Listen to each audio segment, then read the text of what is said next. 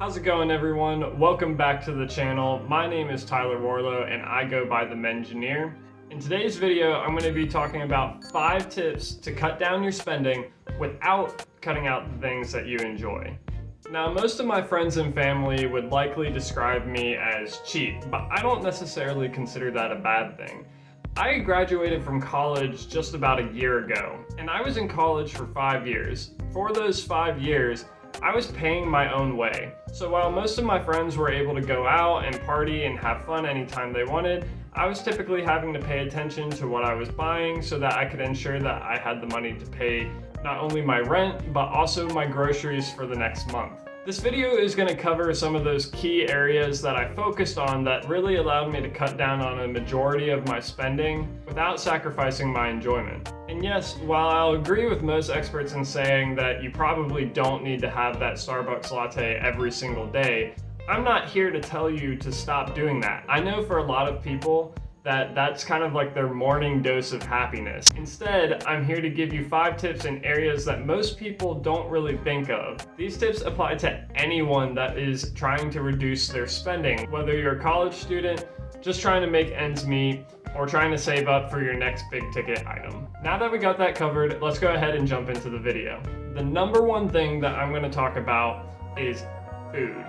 A lot of people don't realize just how much money they are spending on food every month. And this goes beyond just the kind of typical don't eat out every week. You'd be surprised how much money you can save just paying a little bit more attention to how you're buying your groceries. There's a couple ways that you can cut down on your food expenses.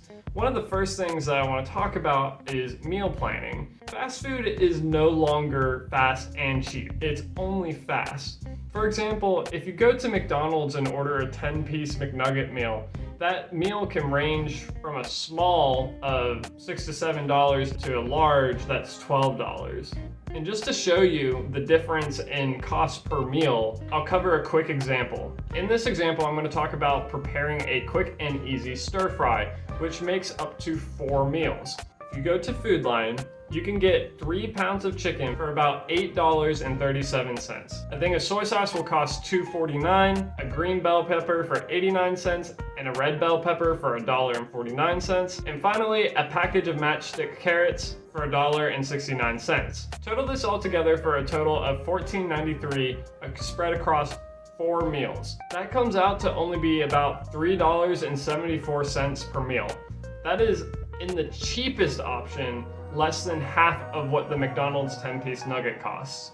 So you can see how this can save you a lot of money. The next way to save money on meal costs is by signing up for the rewards programs for the different grocery stores that you go to.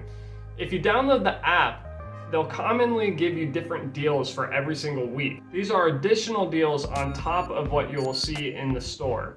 So commonly, it will put different types of meat or produce on sale.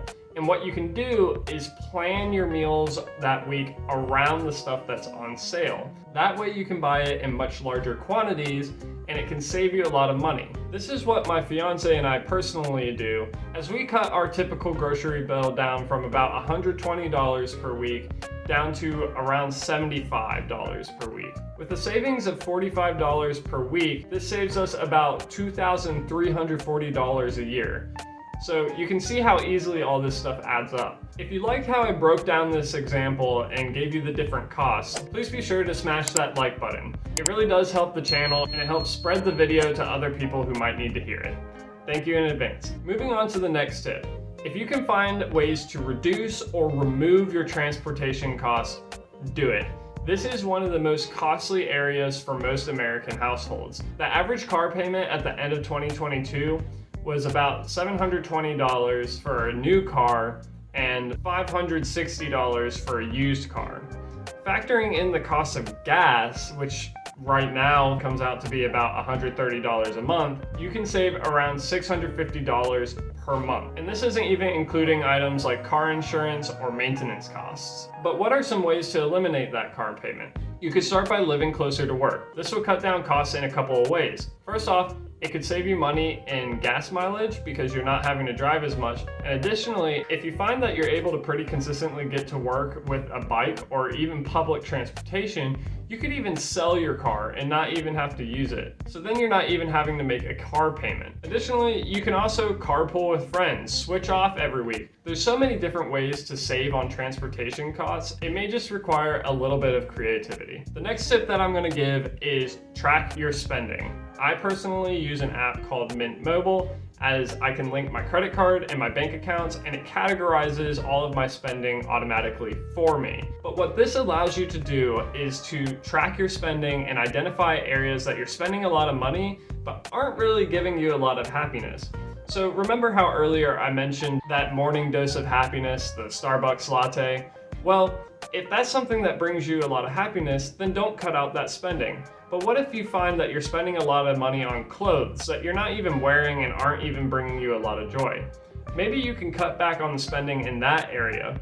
You could potentially thrift new clothes instead of going and getting a brand new pair every time that you go to Target. By tracking your expenses and identifying those areas where you do feel like you can cut back, that does help save you money over the long term. My next tip is going to seem simple, but it's easier said than done. Stop trying to impress other people. Now, what do I mean by this? I mean, stop trying to buy things because you think other people will be impressed by them. Whether that's a new car, whether that's the latest Gucci shirt. Do you really need those things? Are those things really helping to serve you and get you to where you need to be? I highly doubt it. Take me for example. I really don't care what anybody thinks about my car. I have been driving the same beat up 2008 silver Toyota Corolla since I started my freshman year of college. And because of that, I have no car payment. I'm not worried about what other people think of my car. I only care that my car gets me from A to B without breaking down. So why do I care if I spend $30,000 on some fancy car? The same thing applies to fancy jewelry, clothing, even doing activities like going out and partying. When you're considering buying something like this, ask yourself the question, am I doing this because I want to or because I think that someone else would like it? If the answer is someone else, don't do it. My final tip is find recreational activities that don't require a lot of money to do. I personally love going on hikes. They're great because they take several hours to do, cost nothing, and you get some amazing and beautiful views out of it. Another activity that I like doing is meeting up with friends and playing pickup basketball in the park, or maybe even some disc golf. All of these are very low cost because you maybe have to buy the equipment, but afterwards you're able to just meet up with friends and do it, and it costs you nothing. And it's a lot of fun. Think about the money that this saves you instead of going out for food and drinks every single night. Experiment with it, find activities that you and your friends enjoy, and stick with them.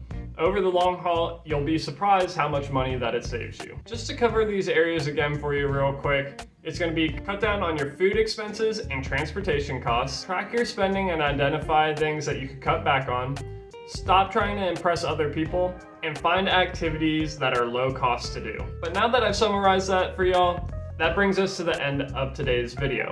If you found this information helpful, please feel free to leave a like and subscribe. It helps out the channel and helps spread it to other people.